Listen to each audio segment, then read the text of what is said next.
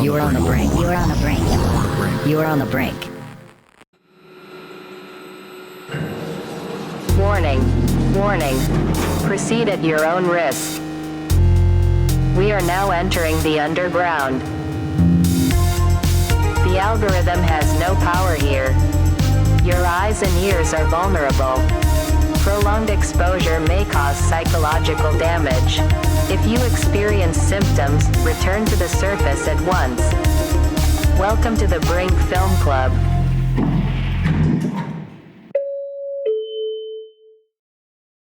Welcome to the Brink Film Club. I am the host, David Pike. I'm a film programmer, festival director, theater programmer, and all-around huge movie nerd. This is my co-host, Veronica Chase. Hello, everyone. My name is Veronica Chase. I have been a 25-year stage performer in Tucson, Arizona. I am a big fan of anything exploitation, anything B-grade, anything superhero, you name it, I'm there for it. Today we're joined by Malcolm Critcher. And Malcolm, can you introduce yourself? Yeah, sure. I'm Malcolm. I have a pretty rich background in directing films, music videos, commercials. In a previous life, I was a music video director professionally. I ran a production company for a few years. Today, I serve as the creative director at Brink, the agency and media company that Brink Vision, which you work for, is a part of. And outside of that, I also have a podcast called This Is Propaganda that's on the same network as the Brink Film Club. And overall, just love media, love movies. Stoked to talk about them. What got you into filmmaking? What got you into films? I mean, I was born in '93, so I'm a millennial, and I think it's kind of an inevitability for my generation to be into cinema and television and visual storytelling. It's kind of the world we were raised in a weird way, similar to, I always think back to like Paris after World War I, where everyone wanted to be a novelist. I feel like everyone in my generation wanted to be a filmmaker because it was really just the language we grew up speaking. I knew I wanted to be a creative pretty early on in my life. I knew that was kind of where I was headed. And I had a really, really deep affectation for photography and a deep affectation for writing.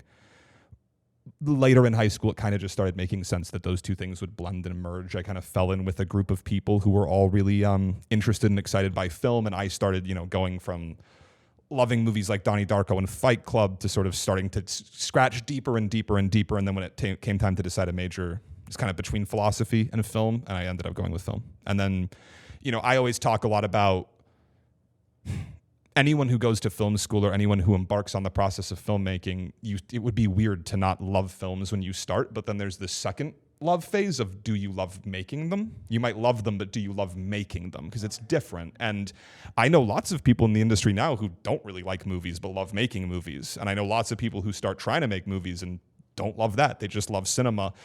I was lucky to love both. I think at its core, and we'll talk about this with Drib later on, but I love film when it feels like a magic trick.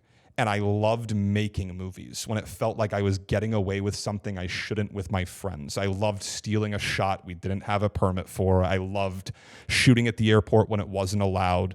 And in my career, I graduated from film school and got really lucky to fall into directing just straight out of film school. I was directing professionally. And there was this beat where I was in Los Angeles. I'd been going after it for years, just really working extremely hard to pursue this very specific thing. And I had like a terminal of LAX shut down for a commercial we were filming. And I kind of looked around and I was shooting it with a very close friend of mine, was the DP, but he was 50 feet away. And it wasn't the four people I grew up stealing shots and shooting illegally with. And I was like, I don't really like this. I don't really like this anymore. I always loved the camaraderie of a small, tight-knit group of creatives making something together. And that was kind of the beat. I mean, some other things occurred, but that was kind of the beginning of the end for me when it came to fully putting everything in my life into trying to make it quote unquote as a director, and where I started to tack into what I do professionally now, which, David, we work together, I refer to as being a propagandist and making propaganda, because the shift in my career has gone from making art to solely making stuff that is designed to shift behaviors and beliefs of people. And I would still say that's art, though. I mean, as someone my BA is in illustration and animation, And I also worked as a videographer and a video editor. I would still say that is still art inherently. It's a very, very, very prismatic series of grays. And I think the simplest way I always try when I'm trying to talk with people about media literacy or think about differentiating between the two, I always talk about the fact that Lost in Translation, Bill Murray walks up to Scarlett Johansson, says something into her ear. You don't know what. That's why it's interesting. You could never do that in an advertisement because the more room there is for subtext and the more room there is for nuance, the further it brings itself toward risking failing at its goal. And so that's a really good barometer to generally use to gauge where is it between the two. And I also feel like when you're talking about that, it's sort of apples to oranges. Whereas if you're doing advertising, I feel like you have to spoon feed your audience. You have to pretty much tell them. Whereas when it's film, when it's art, I think it's a little bit better when there is a little bit of ambiguity. Absolutely. When there is a little bit more of a you fill in the blank sort of a situation. Yeah. I think that sort of is what makes it more of something that the viewer or something that the person who is trying to understand the art can allow themselves to place themselves in that situation. It's fun. Having gone from being a professional artist to being a professional propagandist, when I was a professional artist, my favorite thing was when people walked up to me having seen something I'd done and were like, oh, you meant to, I connected these dots you didn't mean to do. I interpreted this in a way you didn't mean. I go, oh, cool. Now that I'm a professional propagandist, I feel, if someone comes up to me and says, oh, I interpreted this in a completely unique and different way, I go, fuck, that's what, that was the goal of the whole thing. One of my favorite pieces of art I ever produced was very much lifted from the very first issue of Ms. Magazine. I sort of took the idea of, and what's funny is I was almost ahead of the curve, but slightly behind the curve. I was doing a thing about gay marriage, when it was becoming a thing about being, if it's something that we could have. Yeah. And I created my own character, Ms. Liberty. And the thing that I did that only a handful of people noticed, and I was so grateful for those who noticed it, was I had her holding in one of the scales little silhouettes of people, but they were rainbow colored. There were different rainbow colors in it. And those who knew. And I knew that was the audience that I was keying into. And I love it when there's a piece of art that will specifically speak to one piece of an audience, and other pieces of an audience will then have to go in and sort of figure what you're trying to say with that. Like, that's sort of a beautiful thing about that. So what would you say if there was one moment that made you go, ooh, I really want to make film. I really want my voice to be on the screen. What would you say it would be? I really want my voice to be on the screen. I've never really, I think that was one of the biggest drivers for me of why I no longer make movies, if I'm being completely honest. I never really had that sense of, I don't want to apply any judgmental term to it because I think it's the most redeeming quality in human beings is the fact that they make art and have a burning and unquenchable desire to express themselves. But I just never really felt that way. I felt like the world was an interesting place that I really liked pointing a camera at. And it never had a lot to do with what I had to say. It had a lot to do with it being a tool I used to understand what was around me and sort of make sense of it. Things that I saw or experience that made me go, wow, I really want to do that. My dad was a really, really big Kubrick aficionado growing up. I remember seeing 2001: A Space Odyssey when I was really, really, really young and saying, I don't know what the fuck that was, but I can't wait to understand it at some point. That was a really, really early formative experience for me. Beyond that, a lot of Iranian stuff growing up really, really stuck out to me as flashbulb moments. Tarantino, obviously early on, I remember just sort of like writing and rewriting scripts, trying to write like him, trying to figure out how he sounded, how he talked.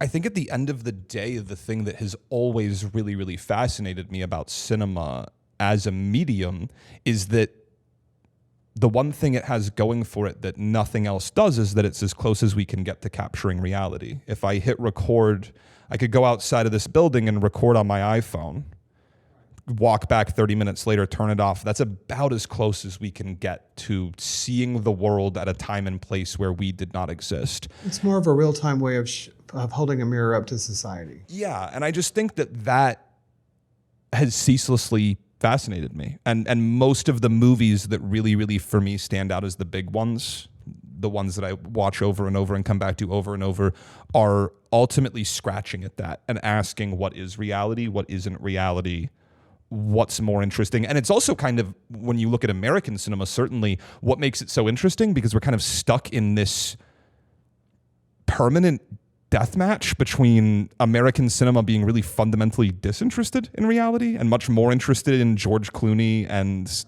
Eva Longoria falling wildly in love in the jungle and not really looking at the real world.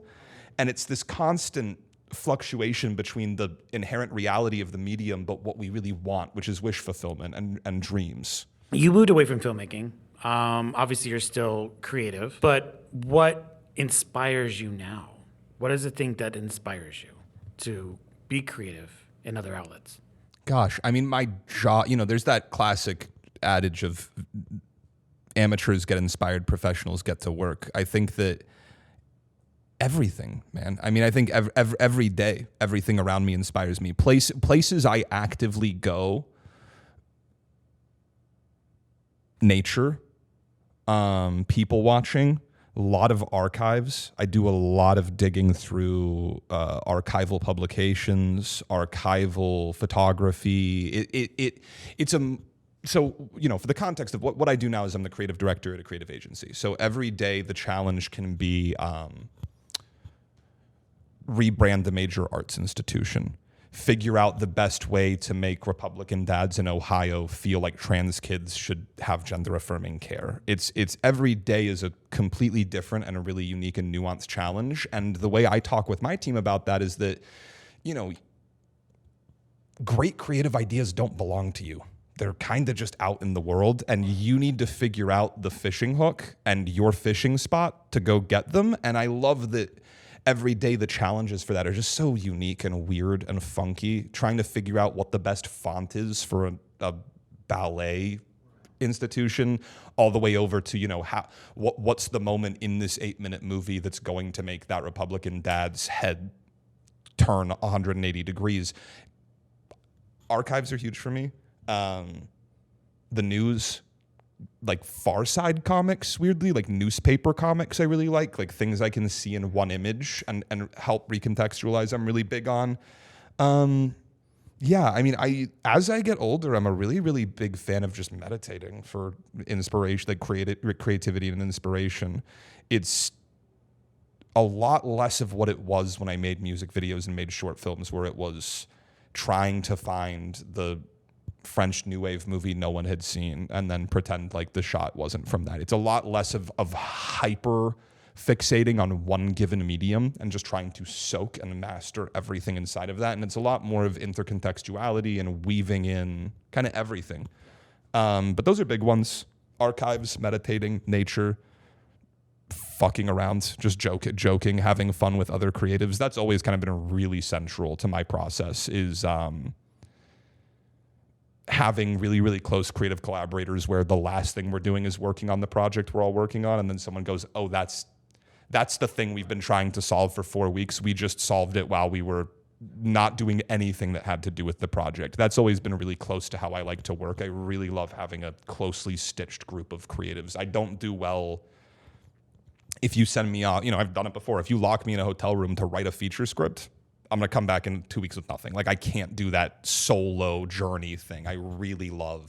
Synergy is very much artistic lube. Yeah. And it's always been what I would say, if there is one thing across my entire career I would consider my superpower, it's getting other creatives to do the best work of their lives. It's not being an incredible creative. It's being someone who's really good at figuring out what another creative needs to be able to get nitrous in the tank. So it sounds very much like you're searching for muses in every arena, and you yourself are a muse yourself. It almost sounds like you're searching for sister muses, and I love that. Yeah, I definitely try to be.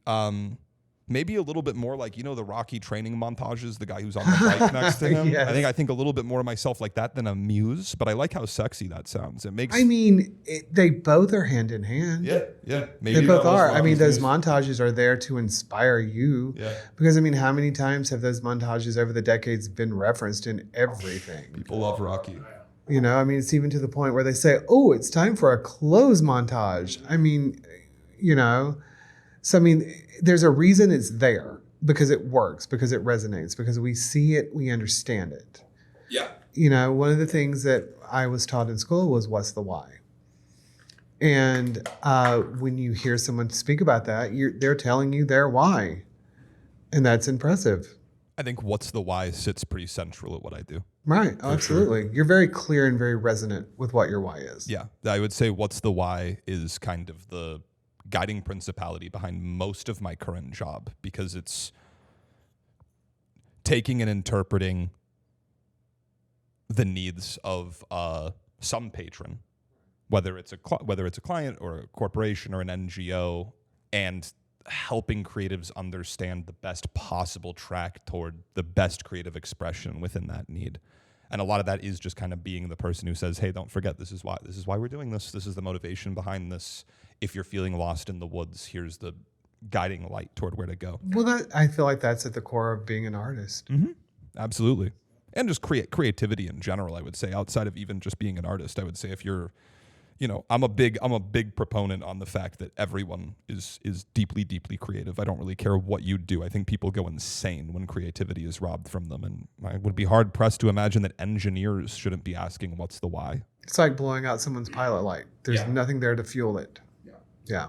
So we're going to go ahead and move on. Right now, we're going to start with Malcolm's pick, and that was Drib. Drib is the inside story of an energy drink marketing ploy gone wrong. Hi, I'm Adam Pearson, and I'm here to talk to you about Drib. Our core demographic are males ages 13 to 17 who seek masculinity and edginess, but the edge has moved from where it was 10 or 15 years ago. Back then, a cobra snake on a t-shirt could be seen as edgy, whereas today, with our heavy exposure to real violence and graphic imagery, our tolerance is much higher and statements need to be much more extreme. Brady. No, shut up! That wasn't fucking safe! Why was this movie that you picked that you wanted to share with us today? Sure. A couple reasons. One, you both came with your picks, and I wanted to just throw something in there that was a little bit more in the modern zeitgeist of directors that I think really don't get the love they deserve.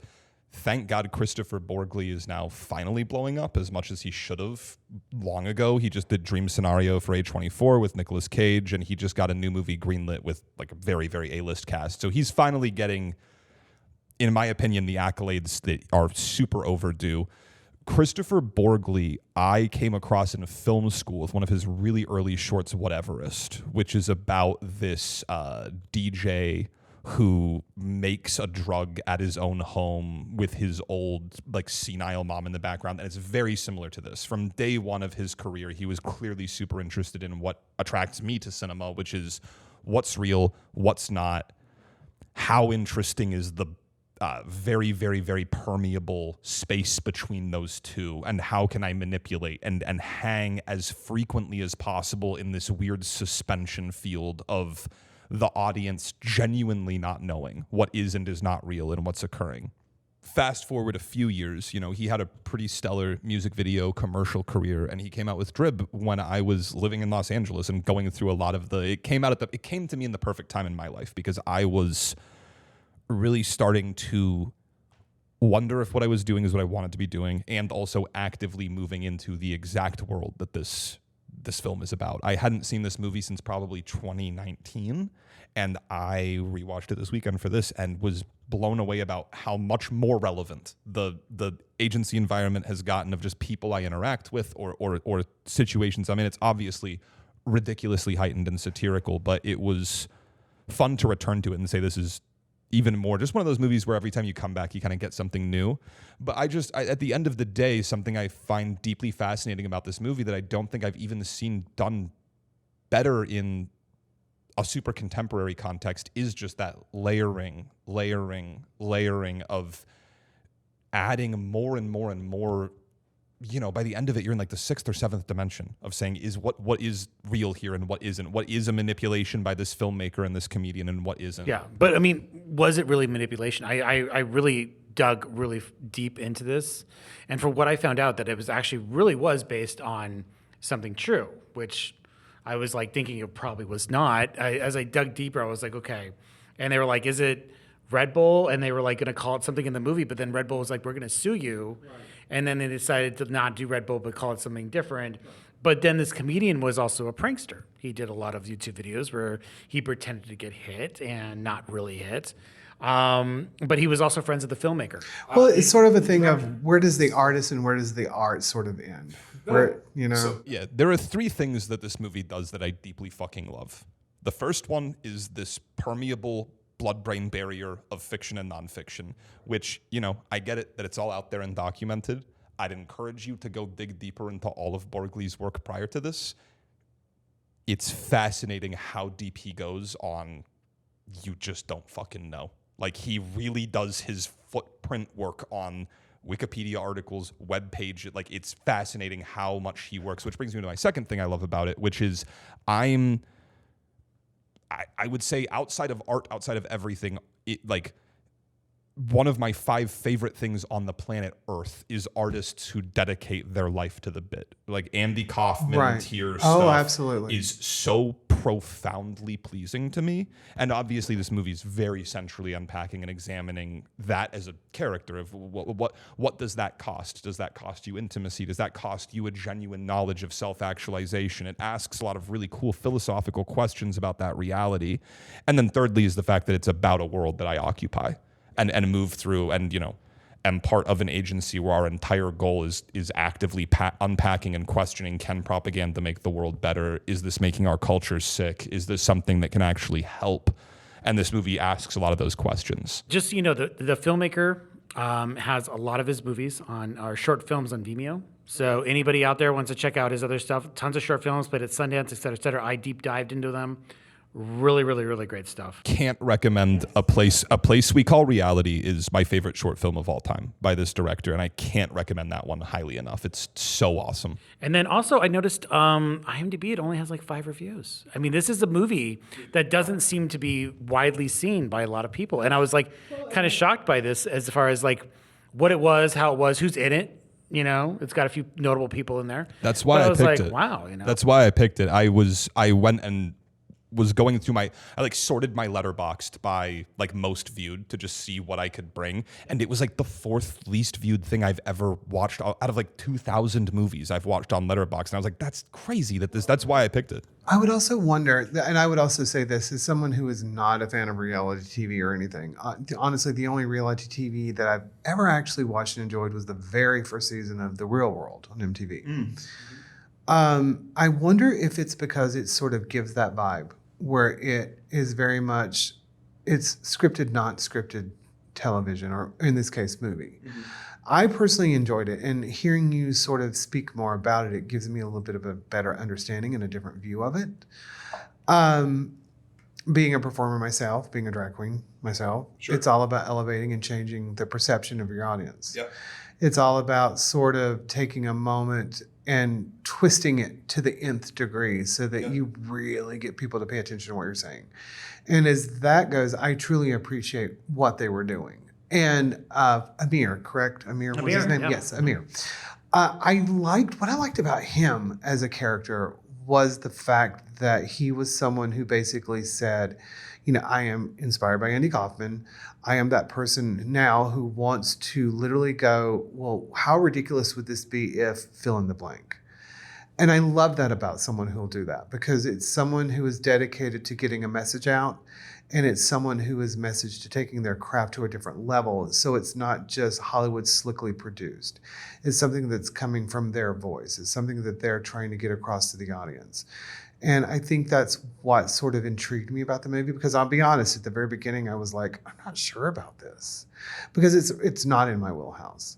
But I will tell you, a good 30 minutes into it, I was drawn into it simply because not only of the charisma of the actors, but because there was something about it that sort of said to you, yeah, this is all put on. However, there's a reason it's put on. And being an artist, what's the why? When I was watching it this weekend, I remember thinking to myself, I was thinking about this idea of how much I love performers who dedicate components of their identity to their art, and I knew we'd be talking about it. And I was thinking about how fun it is that drag is such a direct bleed down of that same Absolutely. philosophy when it comes to artistic expression. And I think, you know, he does such a good job early on of that whole termite Kunst, elephant Kunst binary in film school, of the idea of art that eats away at something, and in eating away at it causes a recontextualization. The thing I love about this movie so much is it's just ripe for return, where there's so frequently beats and bits where, again, you just don't fucking know. Like, there's moments where I can't tell. One of my favorite ones is that beat where at the very end he slams the glass door, and Brett Gelman, who is in this and he's phenomenal. does not get enough love I know. as like a comedic actor. He's so good. He's so fucking good, and he's great in this.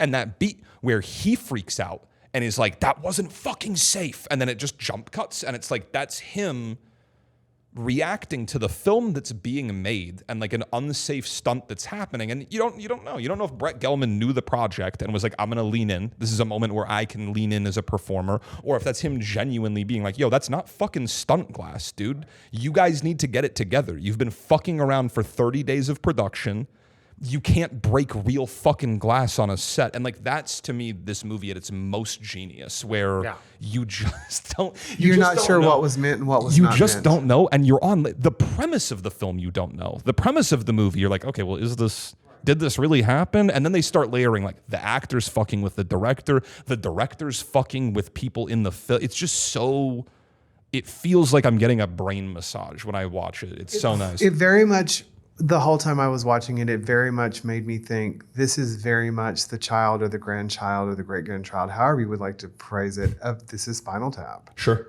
It very much gave me that vibe. And I think that was one of the reasons that made me really want to stick around and find out what went on with these characters. Well, I would also argue that mockumentary as a conceptual premise really doesn't get talked enough about in the history of cinema. Because again, if the one thing cinema can do that no other art form can do is come as close as possible to capturing reality, the moment people realized that and said, well, what if we lied, is really when that genre, that medium fully clicks into another gear of what's possibilistic. Because now you're engaging with cinema on the premise of, oh, this is reality. Right. We can manipulate that basic expectation of the form. And it, in my opinion, is when things get really fucking interesting. That's when stuff like F is for Fake by Orson Welles, those movies are, to me, when cinema really gets exciting. As someone who's watched, a lot of stuff throughout the history, that's when I really start getting amped about the medium. Well, and like you pointed out, there were the parts that really, like you just mentioned, the parts that sort of drew me sort of a little closer was when you were like, was that real? Were they really pissed? Is this really a fight? Mm-hmm. Is this person really upset? Because there are the delineation between what was real and what was fake. Sort of like the movie that you spoke about last week, your Goddard movie, The Weekend, where they say, are you real or are you in a film? Oh, yeah. I love that. You sort of look at the screen and go, wait, was he actually pissed or was this actually scripted? Yep. And I like that because it makes you it stops what you expect to be going on in front of you. And it sort of makes you go, well, should I have been seeing that? Is this something that was not supposed to be seen by me as a consumer? And to me, that's fascinating. Yeah. And Borgley, obviously Borgley owes a lot to the trajectory you're talking about. And it seems like in his more recent films, he's kind of taking a step away from, Dream Scenario really doesn't have a lot to do with this. And I think his new work is fantastic. Obviously, based on everything I've said, I have a very strong proclivity for his work where he is exploring these themes. But he also owes a lot to David Shields and books like Reality Hunger that actively kind of deal with the premise of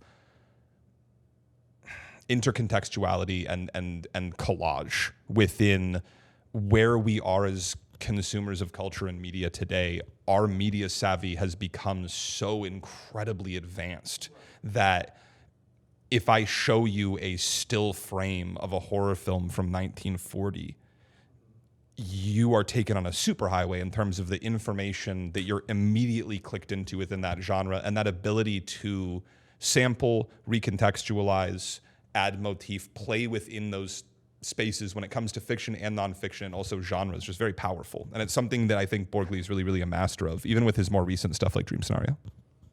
We're going to move on to Veronica's movie. Yes, hello everyone. Welcome to my corner. It's Die, Die, Die, My Darling. Die, died, my darling. Die, die, my darling. Die, die. Hurry! Bye-bye, my darling. Bye-bye. This was a movie that I was introduced to by someone I was dating back in the late 90s. And he also was the one who introduced me to Dawn of the Dead, Day of the Dead, all of those amazing movies.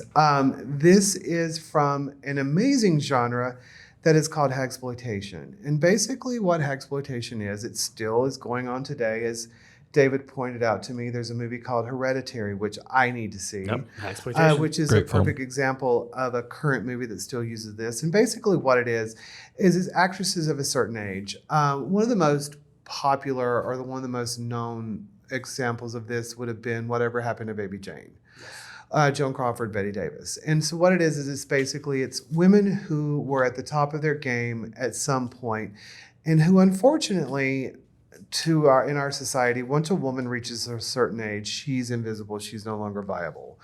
And so what Hollywood would do at a point is they would take these amazing actresses, these goddesses, and then say, well, now you're a caricature, now you're going to be in a thriller, horror, suspense, and now you're going to be a psycho biddy. You are going to be the antagonist. You are going to be killing people. You are basically going to be the living personification of an embittered woman, one way or the other. And it is something that I did not really fall down this rabbit hole until about 5-6 years ago when FX did Feud.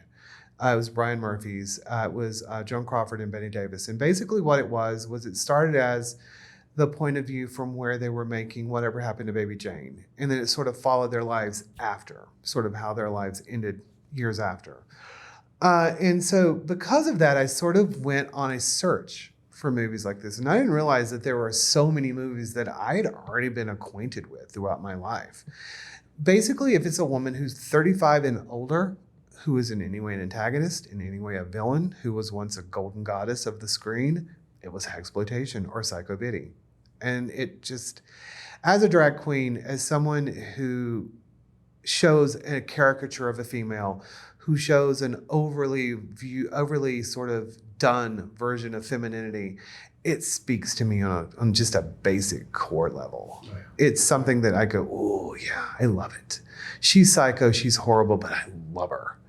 It's like the reason that most of my favorite characters in Disney are the villains. And most of them are queer-coded. My favorite is the absolute first one, the Evil Queen. She's just everything. Yeah. The flourish of the cape, the poison apple, the fact that she turns herself into a hag to poison Snow White. It's just something about that message that just resonates in my soul, and I don't know. Yeah, and then my thing about hexploitation is that basically it's like it almost kind of goes into other films. Like, so in a lot of times it reminds me of Jason Voorhees' mom. Yes. You know? Oh, very so much. It crossed over in that way, hexploitation. And so whenever you get that older lady who is so, like, can be vile and terrible, that's hexploitation. Or as we'd call them, divas. Yeah. A woman who is motivated by external forces into doing something that we do not know them for doing is basically the premise. And I love it. So this was by Hammer Films. This was in '66. It was a true psychological thriller. Tallulah is pretty much playing a Tallulah Bankhead. Forgive me, listeners, I did not. This was her last role. This was her very last role. Yeah. Which is funny because right before this, she had actually played the Black Widow on the Batman TV series. Yes, I know. Yes, Yeah. yes, she was very much playing a caricature of herself. There are little Easter eggs, which before that was a thing, there were Easter eggs in this movie that she hated. There's a scene where Stephanie Powers, Patricia, goes into a room and there's a photo album of Tallulah Bankhead with very young, gorgeous pictures of Tallulah Bankhead when she was a Broadway actress. And she did not care for that because she was like, well, this is where I'm at. I really don't want people to see where I was and where I've ended. But the producers were like, this is what we're doing. And I think it added sort of this level and layer of nuance that sort of really gave you a jumping off point to an ending point. So you sort of saw where Mrs. Truffle had ended in her life. Because she's very much a sociopath. Did you read about how they had to dub the titular line for this? Yes, Die, My Darling, Die. And when she did it, she was drunk. Yeah, she was so fucked up that it took like 10 hours. Yes. That's Tallulah. Apparently, there's an off-Broadway play about that.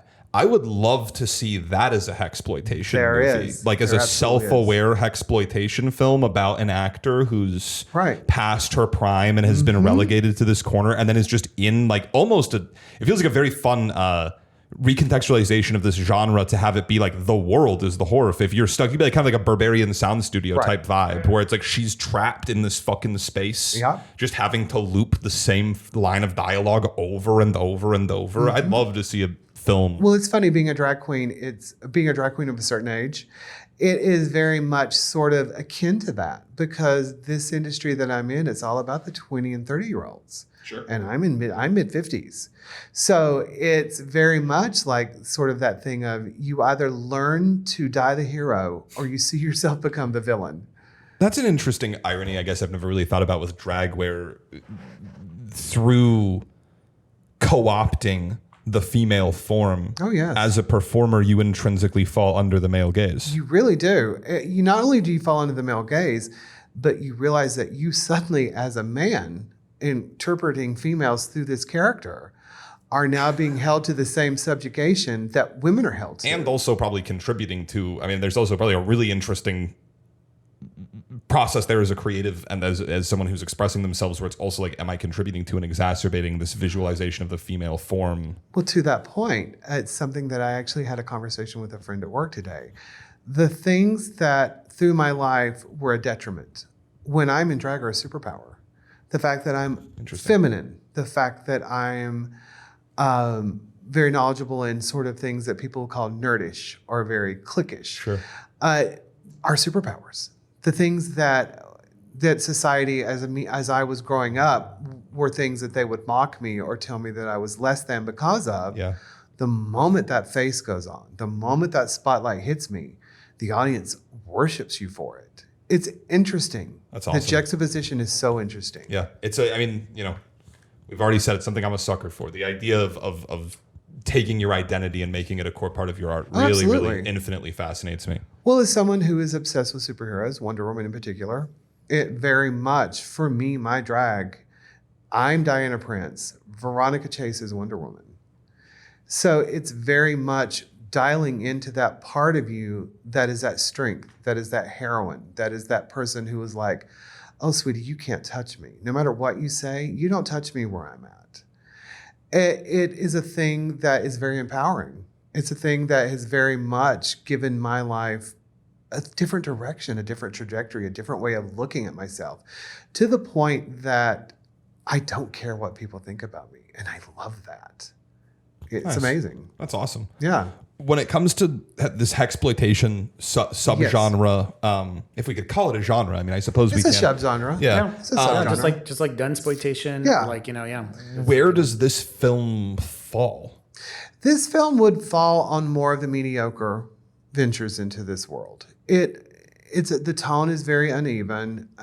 It's very dramatic. The problem with an actress like Tallulah Bankhead is she's not necessarily a film actress. She's a Broadway actress. Yeah, you could tell that. Yes, and there are differences in the approach for both. However, when you were so over the top and you were so attuned and you so know what you bring to the party, I don't think it matters what media you're giving it in. I really don't. I thought she was great. I thought she was really she's solid. amazing. I thought she was solid. I thought she was solid.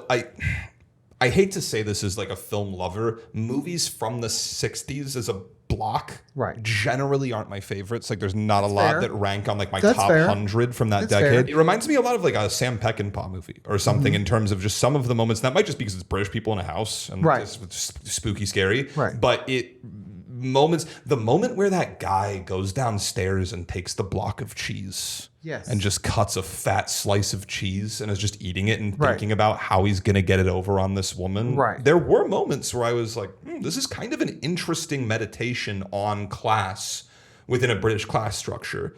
I was bummed to see, not surprised, but nonplussed that the female protagonist really wasn't a character more than Right. just being like a damsel in distress. Like, Right. But there were moments where the hexploitation actor was able to flex that beat where she's in her closet and like slamming thank hard you. liquor and like putting on the lipstick. Like there were Yep. moments where Yep. I smelled, and I would say there were moments where I also got whiffs. It's the classic thing from stuff like from 65 to 70 where it's like I'm near a kitchen that's cooking really good food. Where I'm like, 70s are coming. I can smell it. I can smell we're right there, but we're not there yet. Lots of camera movements, lots of lighting, lots of moments where I was like, God, I wish this was made in 1972. It would be pretty sick. Well, and it's funny that you say that. That was a point that I was going to speak of. That was one of my favorite. When I very first saw this movie, when she goes into I call it her closet of shame, where it's all of her pictures of herself, Sure. where her glorious, glamorous self, and she has her lipstick, and she has the booze, and she smears the lipstick on her. And the old Stephen with that foghorn voice of hers, she ate. Yeah. She ate. Yeah. She came, she ate. There were no crumbs left. And you could tell, at least I could tell, I hadn't read trivia about it yet, but in that moment, I got the sense this was someone who kind of knew this was the last time they'd be on celluloid. Like you just got the sense of like, this is my fucking take to leave something for history. Yep. I'm not going to leave anything on the ground. And then, there's the beat where the woman also, can we talk about Donald Sutherland Thank you. Just randomly Donald Sutherland playing I don't know, what would you call him? Would you call him an imbecile? Would mentally you call him a dullard? disabled to some degree. There was he was dealing with something. It was so funny that he has such a small role. His only function in the film was just to play a boon to otherwise unnecessary escape attempts. Like I was just like, you could have just cut these scenes. It just kept being like she'd try to escape and he'd be like, oh, I don't know, I got the letter. Like it was just a weird character. Oh God, when he shows her the postcard. This is strange. Just fascinating to see him so early in his, I think of him, like when I think of like early Donald Sutherland, I think of like Don't Look Now or something. Like I think of like these movies. It's very funny to see him just pop up in this very strange sort of role. like another one of my favorite actors, James Caan. His first movie was in a hexploitation movie called The Lady in the Gold Cage with Olivia de Havilland, where he plays a very, very violent character. If you haven't seen it, I encourage you to watch it. It's such a cool concept. I am such a massive James Caan stan, so I will be checking it out. I did want to. It's funny you bring him up because I wanted to ask the two of you: is Misery hexploitation? Oh yes. Oh, 100%. Even though, well, here's the thing. It never pops up on a lot of lists. Though, honestly, was she ever like a smoke show leading lady though? That's my question. Well, the thing of it is I say that it's hexploitation adjacent simply for the fact that it is a woman. But the thing of it is when she was doing it, she was at the beginning of her career, nowhere near the end of her career. But it sort of hits the metrics of she's a woman of a certain age, and she's a woman who's the antagonist, and she's the woman who's psychotic. Let's face it, she's psychotic in that movie. Oh yeah, it could fall under the umbrella, but it's not a 100% hexploitation, in my opinion. Okay. But most definitely, it has shadings of it. Sure. Most definitely. Interesting. I also felt this movie had a little bit, it was kind of torturous. I mean, there's a lot of horror films, torturous, et cetera, et cetera. But it kind of reminded me a little bit the fighting that was going on, where Stephanie Powers getting beat up. Because it was like, it was there, and she just, like, there was a gun pointed at her, but she was going to fight. Right. And she was just, and this other lady was just beating the crap out of her. Yeah, Annie. And there's these movies that were made that Russ Meyer and everybody did called they were called Ruffies. The Ruffies, the nudie cuties, and then the Ruffies. Exactly. And it was like this has all these tones of Ruffies very much to this. Because the fact that she was sort of allowing herself in a way, like because literally the first time I saw this movie, I was like, bitch, why are you not punching her? Yeah. I don't care if she's got a gun. Hit her into her. Yeah. Do something. Yeah. It was like literally just there just to show a beautiful young lady being terrorized. Yeah, being beat by, and it was by another woman too. It wasn't by like, whatever. And roughies were the opposite. It was usually guys beating the women, but this case it was that. But it was, I felt it was going a little too far sometimes. I was like, a little sapphic flavor. Yeah, it was like, okay, there's some sort of tension. I know they're trying to put any like maybe sexual, but there's definitely tension. And maybe not even sexual tension so much as tension of, I'm older and I was once a goddess and you're young and I can't stand the fact that you're the new goddess. You know? That was certainly there. Yeah. I mean, I think for me, if I had to give this movie its most redeeming quality, it would be that it felt ahead of its time in terms of its ruminations on class. You don't see don't see a lot of stuff prior to the 70s where not only is the hag a character, which is that's not new. The idea that we're going to be like, oh, but she was repressed. It's sad. The two people who worked for her, the groundskeepers. It's rare in this time period you see them get whole scenes where they're being fully personified and their motivations are complicated and human and multifaceted. Well, and I think that has a lot to do with the fact that it was a Hammer film. Hammer was one of those studios that I fell in love with as a young person, and I absolutely love the fact that every character sort of had their moment in the spotlight. Yeah. It wasn't just, well, these are the three mains and these are the supporting, and the supportings will have a few lines here and there. They sort of went sort of above and beyond to sort of make sure that everyone at least had a moment in the spotlight. Interesting. So I think my biggest beef with it would be that it has this thing that really bothers me with films like this where, the woman groundskeeper can't help but put on the dress of the young woman. Oh, and it's just, yeah. I find it to be so flat to think that. So you have this opportunity, right? You have this commune, this cult of deeply religious, deeply puritanical people. The easiest fucking thing to do as a filmmaker is to be like, oh, they all yearn for modernity and beauty. They all want to be this sexy, compared to just being like, no, they like this. This to these characters, this is what they want. That's why Wicker Man holds the fuck up, because that movie's like, no, they secretly want to be modern. They yearn for our lifestyle. It's like, no, dude, these people rock with this. And I was a little bummed to see those moments. I was hoping it would be more that these characters, or at least the hag, I'd get more of a look in other than, oh, she always secretly didn't want to be this way. Well, I guess my counterpoint to that would be, also remember when this was made, that was really not a thing. Sure. You're also viewing it through the lens of decades of that trope being a thing. Yeah. Whereas then, that was a relatively new idea to do that. To be like, well, I am super religious, but I really want to wear that nightgown. Do you know what I mean? Yeah. And when I first saw it, it was like mid-90s when I saw it. And it was a new thing for me, like going, oh, well, for once I'm seeing the really holier than thou going, well, I really just want to be a slut. Interesting. On the flip side, I can't praise this movie enough for how much nuance and space it loans to its working class characters. You just really don't see that at this time. No. And I liked seeing that couple do what makes good characters, which is they feel one way and they act another. And you as an audience look at the space in between and go, why do I know you feel that way, but you're acting that way? Absolutely. Like, that's fundamentally interesting characterized storytelling. And there was a lot of that.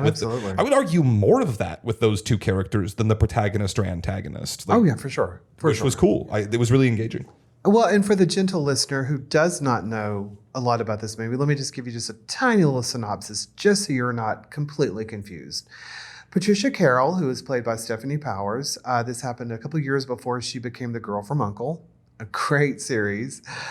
She's a widow who travels to London to marry her new fiancé, Alan. While she's there, she decides that she really wants to go and meet with her ex-fiancé's mother, played by Tallulah Bankhead, Mr. Foley.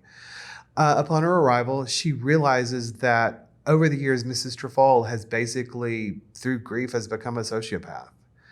And the next thing you know, she's her prisoner. And what's interesting is when you're watching the beginning of it, it's showing the cat and mouse.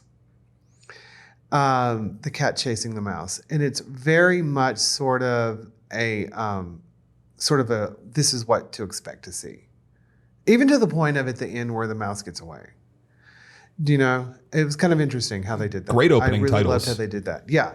The director for this was Silvio Narazano. I don't really know a lot about their work, but I do know that there was quite a few things that they did that was sort of in this vein.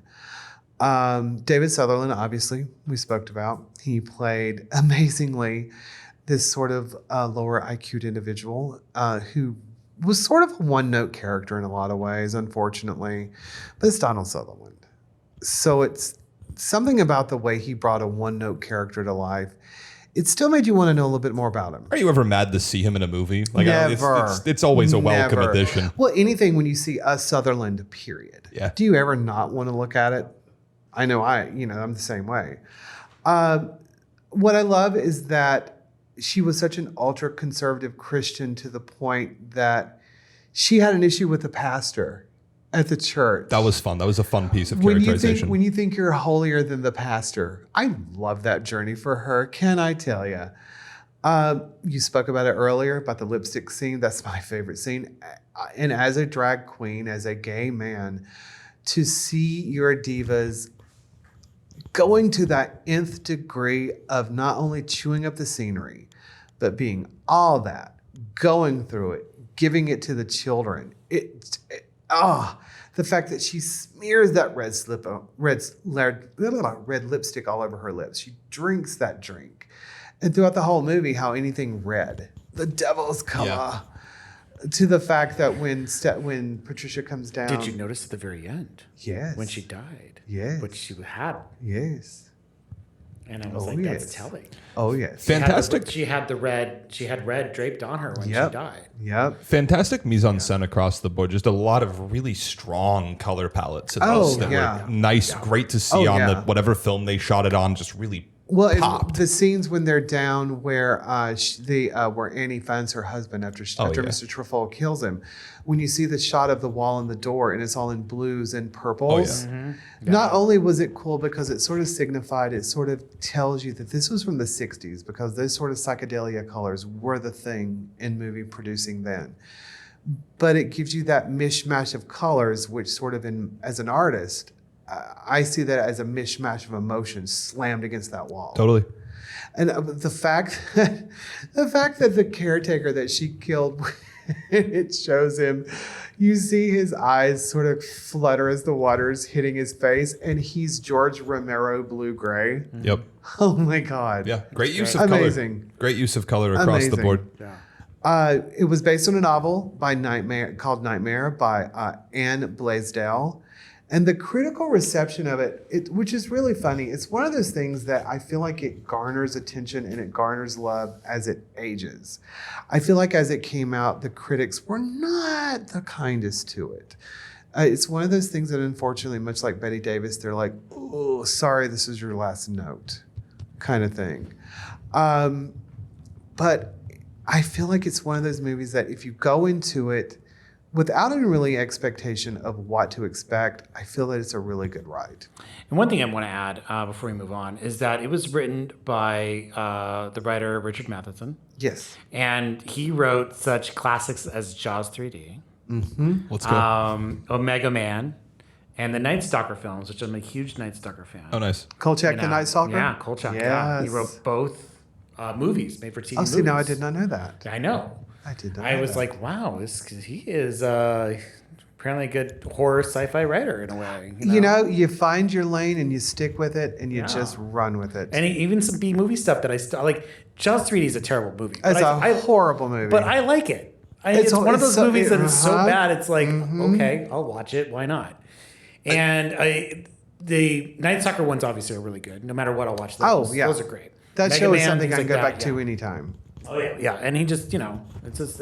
I just have to note that this is one of his early stuff. Omega Man, I love it with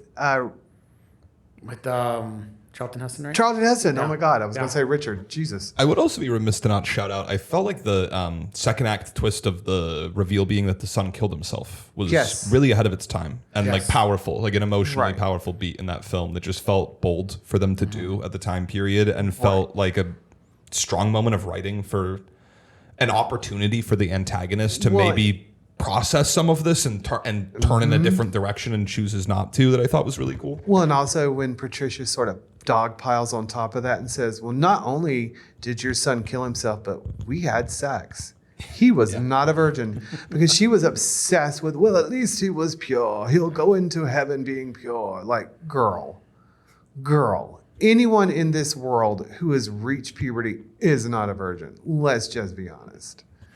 Let's be honest. Oh, yeah. But yeah, it just, the whole message of this movie, I just loved it. I loved it. It's not everyone's bag. I've shown this movie to multiple people and they're like, I don't get it. And that's cool. That's all right. It's not for everyone. Subgenre movies are often really sort of picked out by people who really sort of love the message behind it more than the actual material itself, I feel like sometimes. And this is definitely one of those. You see the Grand Diva being the villain. You either die a hero or you live long enough to see yourself become the villain. Very true. Yeah. All right, so we'll move on to the final film. This is my pick, Wild Zero. Yes. Starring the awesome Japanese band Guitar Wolf, who I was a fan of before, actually. I kind of knew they did this movie. Basically, it's about Ace, a rockabilly fan who really wants to be cool, is on his way to see his favorite rock group, Guitar Wolf.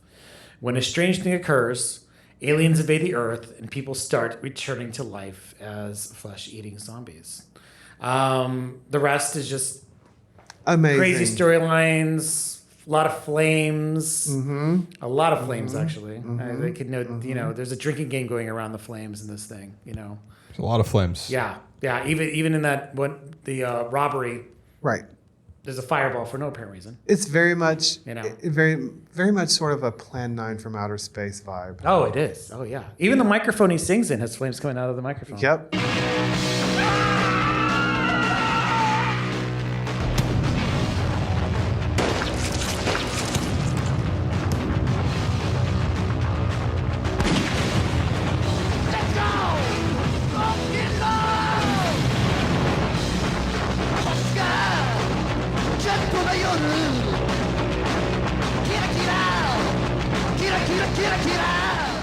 There's so many moments in this movie. Oh, God.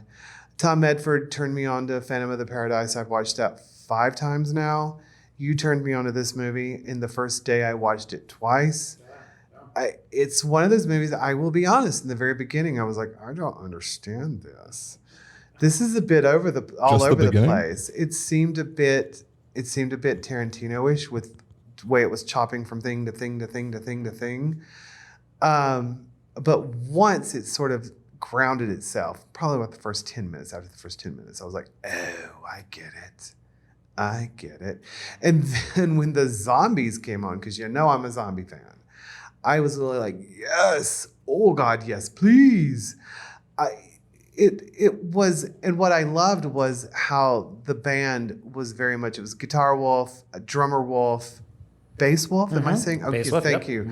It reminded me very much of, as a Sailor Moon fan, as the Starlights. They're all different names and they all have different abilities based on what they are in the band. When Guitar Wolf comes out and uses his magical picks, and just takes out a horde of zombies with them. I was like, thank you. It was sort of, to me, it was Plan 9 from Outer Space meets Scott Pilgrim. Meets Day of the Dead or Dawn of the Dead or whichever of the dead you love from Romero. Or Dead Alive. Oh, yes. Yeah. I had a lot of Dead Alive now. Yeah. Oh, there was a part, however. There was a part when I was like, please don't do it. Please don't do it. When, oh God, I can't remember their names. When the 2 young lovers who died, Homiko? Yeah. And her lover, when they came together again as zombies. The zombies, yeah. Oh, first of all, how much did I love that? And second of all, I'm sitting there going, do not be warm bodies. Do not let the power of love turn you human. Do not do it. But the fact that they had that arc within this was lovely. Oh, yeah. I love that they took time to do that. But it didn't detract from the story. No. It didn't drag it down. It didn't make you seem like, oh, God, okay, yeah, okay, they love each other. Yay. It added to it. It added another layer. And I loved that. Yeah, so the director of this actually came off. This is his first feature for music videos. Okay. So he was doing music videos before, so you could tell it's got a lot of those cuts, a lot of those things in there. Mm-hmm. And ever since then, I don't know if he's done any other movies since, but everything he's done has been guitar riff concerts, short films, whatever, et cetera, et cetera. But yeah, you could tell definitely that style of music video filmmaking. So yeah. Mm-hmm. I felt like out of the movies that were recommended, you brought the most Brink Film Club, truly underground film to this. This felt like something that someone I knew in college would show me on a blown out plasma, where I'd be like, what the fuck is this, dude? What have you done? They got the burned DVD off the internet. I think the simplest way I could describe this film is incomprehensible heat. Like, it was fucking awesome. I did not know what the hell was going on for, I would say, far more than the first 10 minutes. I did not know what the fuck was going on for most of this movie, but I rocked with it. Oh, yeah. I thought it was sick. Yeah. I was having a good time. It is, it is extremely micro budget, extremely raw auteur who does not have a team of producers who've been doing things for 30 years around him. Swinging for the fucking fences. And there are times where it really worked for me. A lot of the times it really worked for me was when Guitar Wolf would pull up out of the blue, like as an apparition. Yeah. Right. Oh, yeah. And my absolute, I was watching this with a friend of mine, and the beat, I do not remember the characters' names, I apologize, but the protagonist and the trans woman are... No, see, that's the thing. No, see, not trans woman at all. This was a very much the crying game moment. Tobio was a boy. Yes. Was Just a dude the whole time. Boy, an effeminate boy. No trans, no nothing. Because I was even watching this going, what's going on with you, sis? What's happening? And because you see the part in the beginning where the guy goes, you're a freak, and runs off and throws Tobio, am I saying the right name? Tobio's bag out. I was like, oh, well, this must be a trans girl. And he got down and saw the goodies and realized it was not a badge, but a dick. That was a dude, an effeminate dude. And as a gay man, I absolutely lived for the moment when Ace was basically like, I don't give a fuck. Yeah. I feel this way for you. You are this person to me. I want this to be what it is. Yeah. No, I mean, that was the one part of the movie, the sequence where they are trapped. Classic beat, right?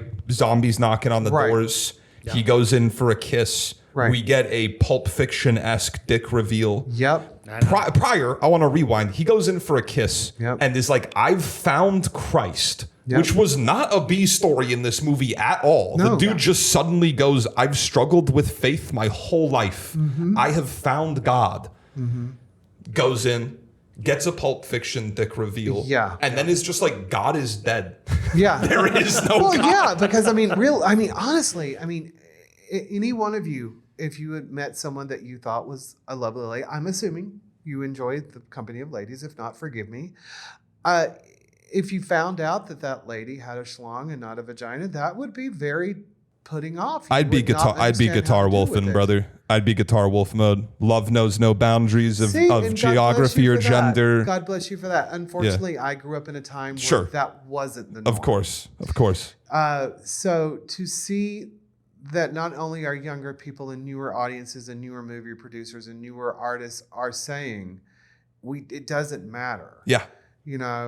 That's a beautiful thing. Yeah, that was my favorite part of this whole movie, was that entire theme arc of him going in the bathroom and going through, like, I don't know, such a tired trope of just like, oh, I kiss, whether it's a trans woman or an effeminate gay man or whoever, the gym cat, like there's just so many beats in the 90s of this beat of like a man accidentally, oh no, it's not a lady. And to have Guitar Wolf, his idol, pull up and just like rip a guitar. Don't you think that's necessary though? I think it's awesome. Do you feel like if it sort of skipped to, oh, you got a dick, whatever. Oh, it wouldn't be interesting. Like you were sort of missing out something? No, of course. I mean, you are missing out on a character arc. Right. I that part of this movie, I turned to the person I was watching with and said, if this was a short film, it would be my favorite short film I've seen in a couple of years. If it was just crash cut in on people stuck in zombie room through to an apparition of a Japanese punk rock Christ figure reminding you that gender is a spectrum, Right. and you being ready to pursue love with your soulmate. Holy moly. That part of this I really, really, really adored. There was scents and whiffs of something really interesting going on beyond that. This movie thoroughly falls in the paradigm for me of stuff like Dead Alive, of just weird, fun midnight movie fare.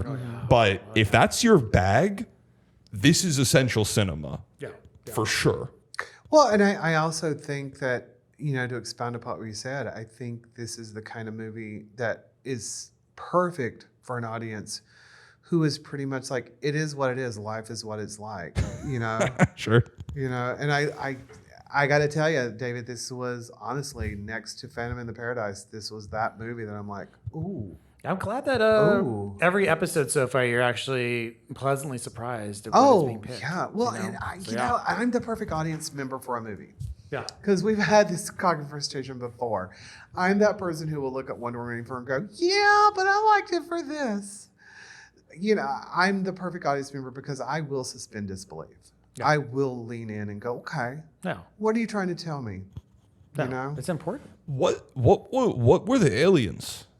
They never say. So they never showed the aliens, but the aliens. They only showed the ships. So what was weird about the whole thing was the aliens were there, but the meteorite is what caused the zombies to happen. But did the UFOs cause the meteorite there or not? But the aliens just popped up. By the end, obviously, Guitar Wolf did his thing. Right. He used his sword guitar. Oh my God. That was so sick. Awesome. That was sick. That was super sick. And it was like, it was just. Yeah, that was perfect. That was the one sticking point for me. I remember the zombies showed up, and I was like, wait, I thought we were talking aliens. UFOs and zombies. I mean, you can't get any more like classic B cult cinema than throwing those things together and like. Well, as he was cutting through the belly of the starship, it was very much. It felt very 80s. Yes. It had a very 80s feel to me. I think it was the coloration of the spaceship itself. I was very surprised to find out it came out in 99 when I finished it. I thought it was 89, 91. It came out much earlier than that. Yeah. I was very aware. Yeah. Well, and the fact that it felt like a different time,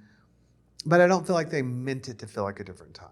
I don't feel like they were purposely trying to do that. I feel like the visuals sort of pushed you there. I kind of feel that this was at the tail end of cinema before they threw so much CGI to the point it makes you throw up. Yep. They used a lot of like just, from the blood, the spills, a lot of it was just organic. A lot of it was just, real gore, which is great. And nowadays you don't get that a lot from films. Well, that's what it probably felt like. It was something that was done in the early 90s days when they were using so much of that. I will say the only part that made me giggle, and not in a bad way, but you could definitely tell it's a product of the late 90s because when they would shoot the zombies in the head, you could tell there was that CGI effect was created in 99. That was pretty rough. That was almost like sort of the special effects from Charmed. The background actors on this were very fun. Also, there were some very, very fun decisions being made with just what seemed like the unemployment line wherever they were filming, where they were just like, can we just paint you blue really quick? Like people just were spiking the camera, talking just off screen, like in the middle of shots and shit. The zombies were very Bruce LaBruce LA zombie. I know, I noticed that. It was like very, very Bruce LaBruce LA zombie. Yeah, that sort of bluish tone. But I mean, obviously LA zombie was done after this. Oh, way after. So it makes me wonder if maybe Bruce LaBruce didn't see this. Maybe Bruce LaBruce saw this and was like, hey, I got to make my zombie look like this, Perhaps. So, I mean, it works. Who in the band would you guys be? Of Guitar Wolf, Drum Wolf, Bass Wolf? Well, yeah, I'd be Guitar Wolf. You're Guitar Wolf. Oh gosh, honestly, I would take that home. Totally, I would. Honestly, part of me, part of me would. I mean, the obvious would be Tobio, but I like the villain. I like the guy who got his fingers shot off, who wears short shorts and a wig. Dude, we have not talked enough about that fool. He was awesome. One thing I have to note about the villain, was the hair. Yes. Okay, so good. Because the wiggery. Because Guitar Wolf and everybody else seemed to have really fucking awesome hair.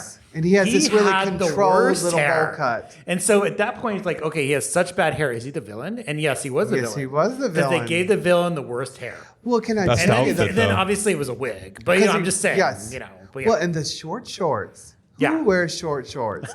the when he pops up, I literally sang that commercial from the 70s. Never Yeah. wear short shorts. I would say there was not in terms of the principal cast of this, Right. there was not a lot of wasted breath. Ew, Like yeah. every main character in it really felt like a main character. I got a vibe for them. That sexy Right. military chick ruled. She was amazing. Yeah, super badass. Oh, yeah. Every single character, they were just fun.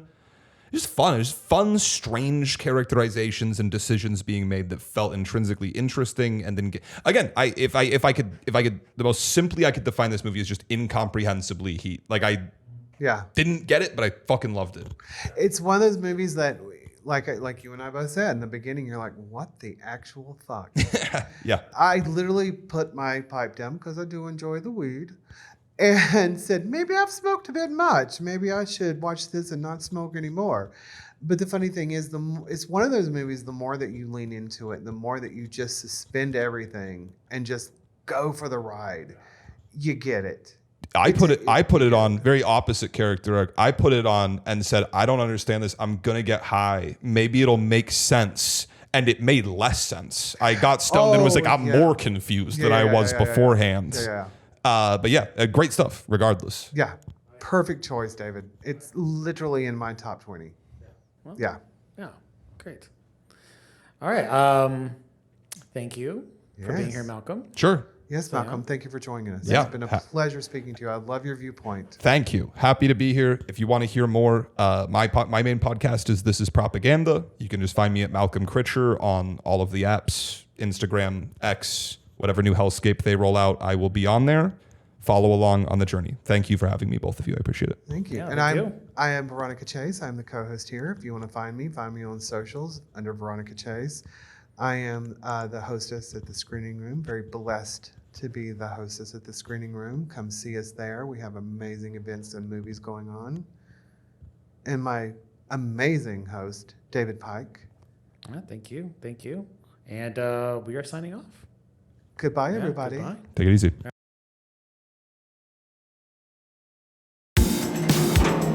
Now commencing our ascent back to the surface. If you want more content, visit brink.com. If you want less content, you are happy and well adjusted. Congratulations. Your hosts were David Pike and Veronica Chase. All art by Andrea Osoynik. Theme song by Josh Bill Humor. If you are angry, DM death threats at Brink Media on Instagram. If you are horny, also DM us. Thank you for your attention. You are free to go.